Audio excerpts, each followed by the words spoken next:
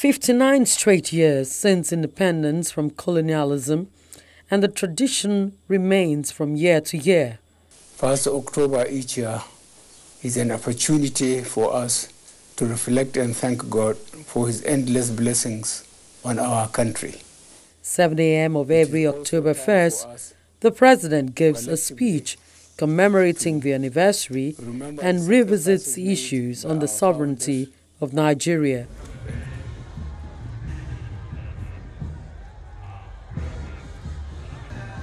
President Muhammadu Buhari has in the last 4 years of his first term appeared for his anniversary speech. His retention of his political party's change mantra is constant in the area of security, corruption, inclusive governance, economic growth, among other burning issues. In the first 4 years, the majority of Nigerians have committed to change for the better. Indeed, this administration was re-elected by Nigerians on a mandate to deliver positive and enduring change through maintaining our national security, restoring sustainable and inclusive economic growth and development, and fighting corruption against all internal and external threats. This change can only be delivered if we are united in purpose, as individuals and as a nation. We must all remain committed to achieving this positive and enduring change. As I stated 4 years ago, change does not just happen. We must change our lawless habits, our attitude to public office, and public trust. Simply put, to bring about change, we must change ourselves by being law-abiding citizens. Good governance and economic development cannot be sustained without an enabling environment of peace and security. In the last 4 years, we have combated the terrorist scourge of Boko Haram. We owe a debt of gratitude to our gallant men and women in arms, through whose efforts we have been able to achieve the present results. We are also grateful to our neighbors and allies within the region and across the world who have supported us on this front. The capacity of our armed forces to defend our territorial integrity continues to be enhanced by the acquisition of military hardware, as well as continued improvements in the working conditions of our servicemen and women.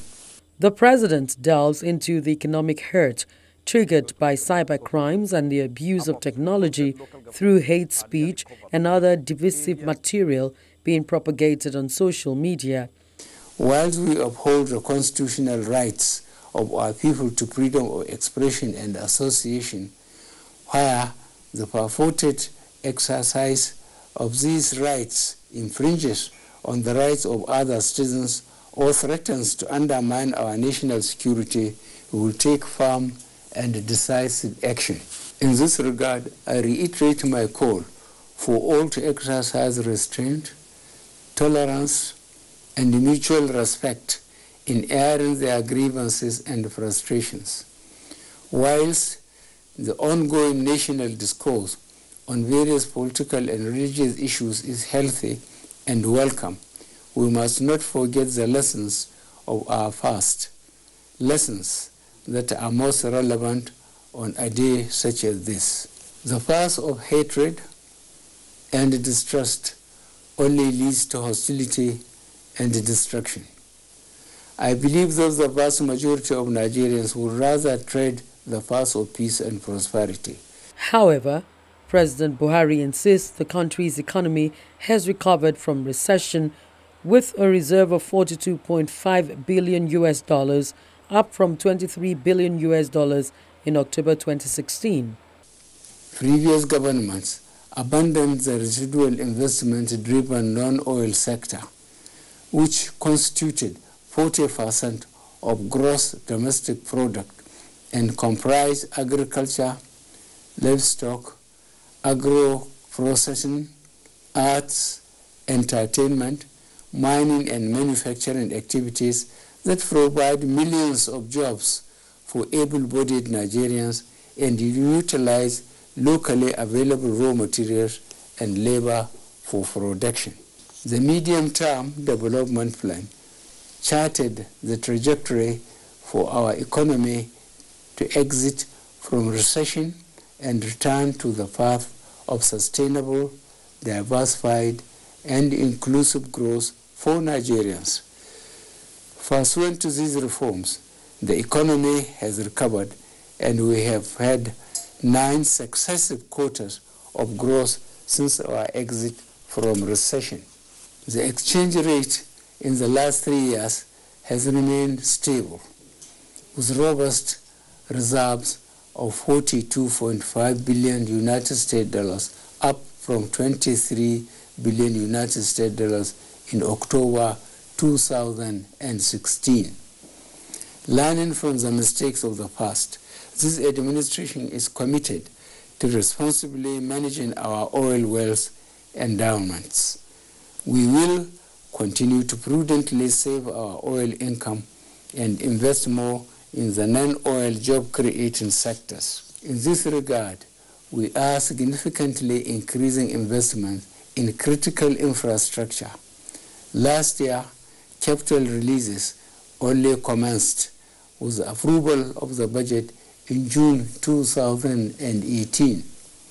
However, as at 20th June this year, up to 1.74 trillion naira has been released for capital projects in the 2018 fiscal year.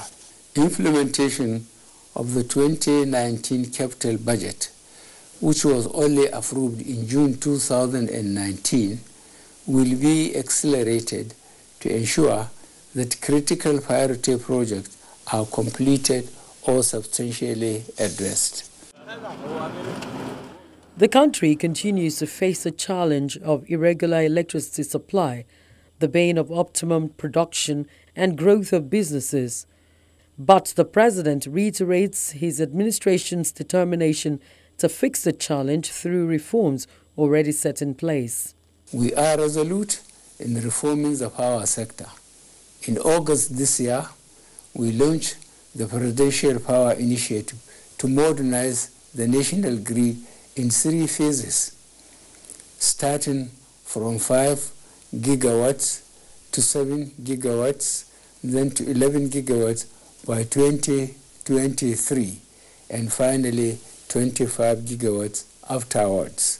This program, in partnership with the German government and Siemens, will provide end-to-end electrification solutions that will resolve our transmission and distribution challenges.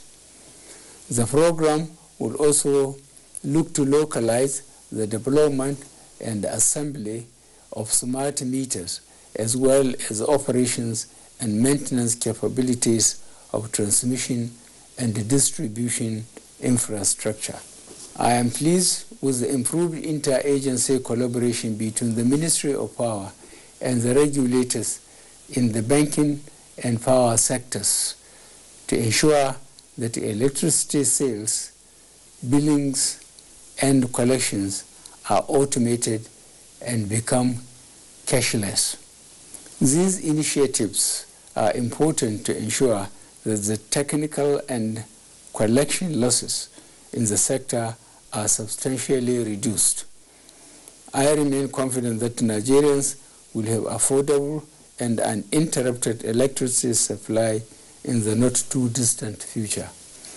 Our efforts to improve the power sector will complement other infrastructure investments projects under the Presidential Infrastructure Development Fund, which is investing in the Mambila Power Plant project, as well as key economic road infrastructure such as the Lagos-Ibadan Expressway, Second Niger Bridge, and Abuja-Kano Expressway.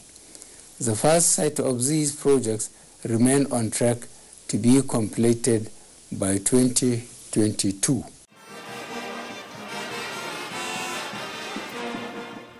The Independence broadcast over, activities moved to the presidential villa for the low-key celebration.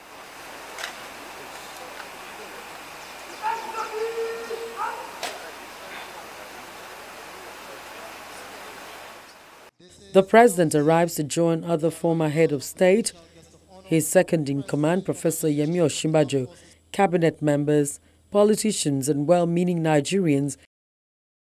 Federal Republic of Nigeria, His Excellency President Muhammadu Buhari, Grand Commander of... He walks to the podium for the national salute.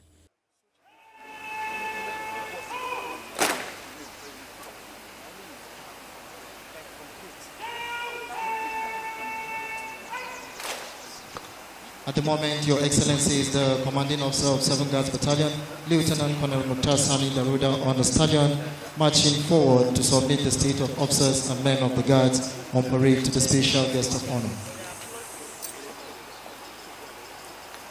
Parades.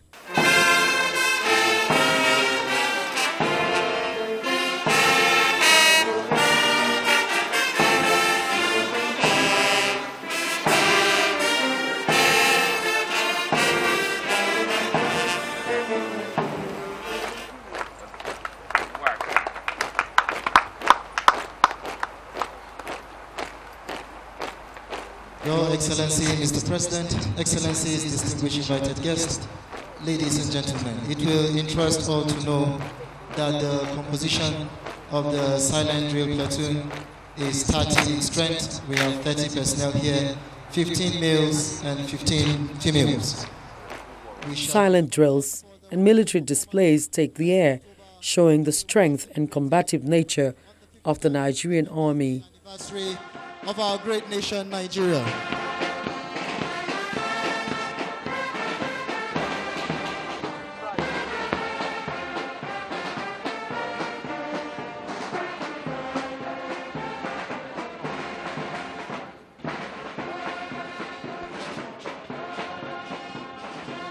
Your Excellencies, the melody being rendered right now is titled I Remember.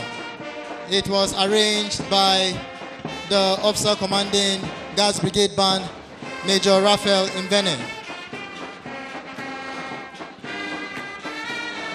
Compliment paid to the special guest of honor as they exit the arena of display after a wonderful performance by the Guards Brigade Band in fusion with the silent drill platoon, all in commemoration of the 59th Independence Day anniversary of our nation, Nigeria.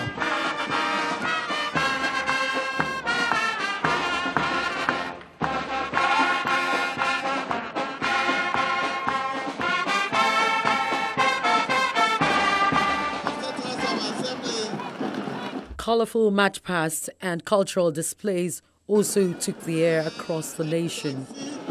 Stroke boss, Imo. I will have it there. Now, we're going to animate to Imo State to Nuto. Imo and Soru. Owerri City School, Nesota. Giving beauty to Nigeria's cultural diversity.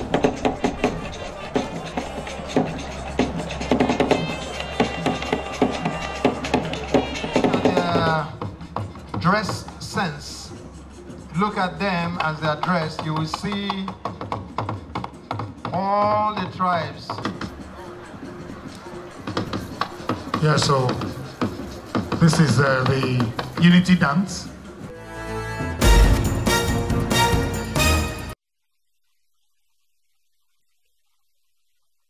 On the other side of the nation, in Lagos, the commercial city of the country, is this gathering spearheaded by the Covenant Christian Center.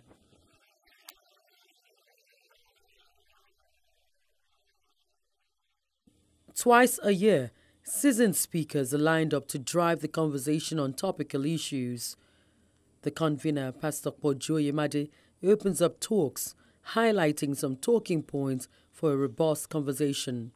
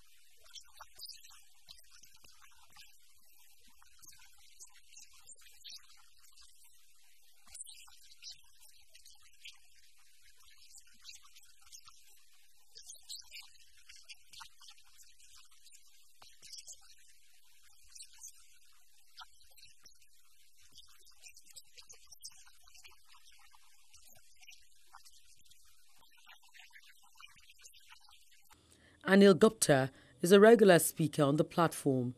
He is widely recognized as one of the world's leading experts on strategy, globalization, and emerging markets.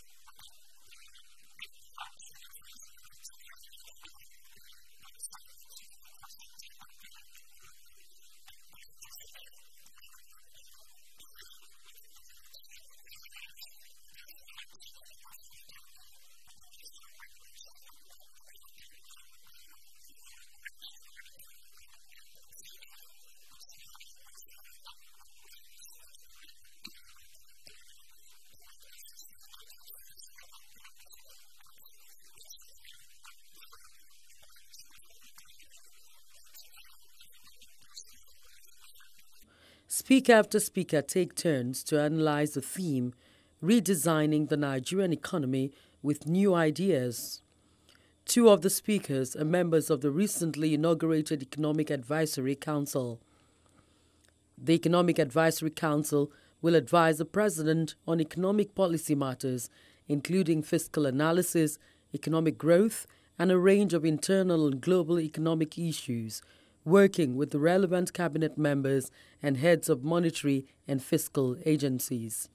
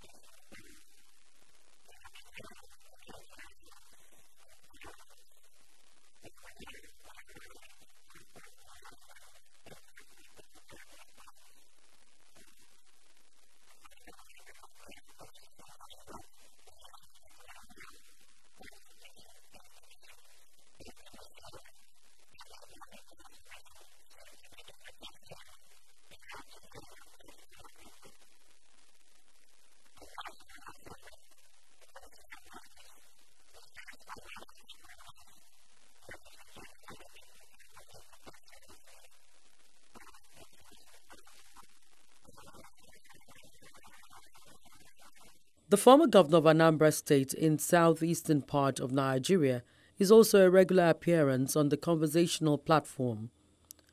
Peter Obi contested in the 2019 election as a running mate to the People's Democratic Party's presidential candidate.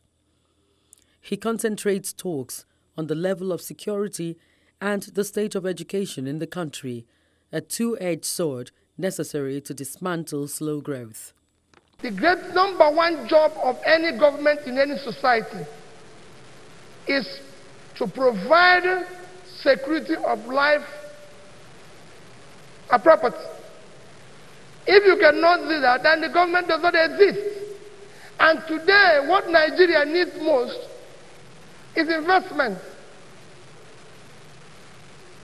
from local and from foreign direct investment. But nobody is going to invest in an unsecured place.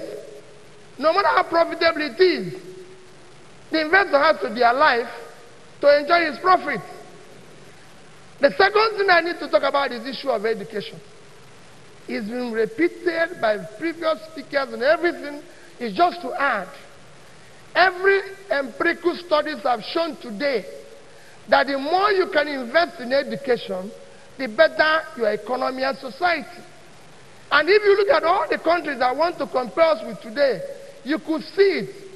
Among all the brisk and mean countries, they all invest at least 4% of their GDP on education. Nigeria, tragically, our budget is low, yet our budget for education is even worse.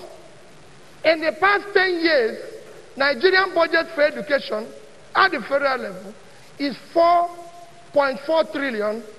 If you change it today by 305, which is the exchange rate, is $14.4 billion. So our 10 years budget in education is not up to 1 year budget of South Africa in education. Nigeria accounts for nearly 20% of continental GDP and about 75% of the West Africa economy. Despite this dominance, its exports to the rest of Africa are estimated at 12.7%, and only 3.7% of total trade is within the economic community of West African states.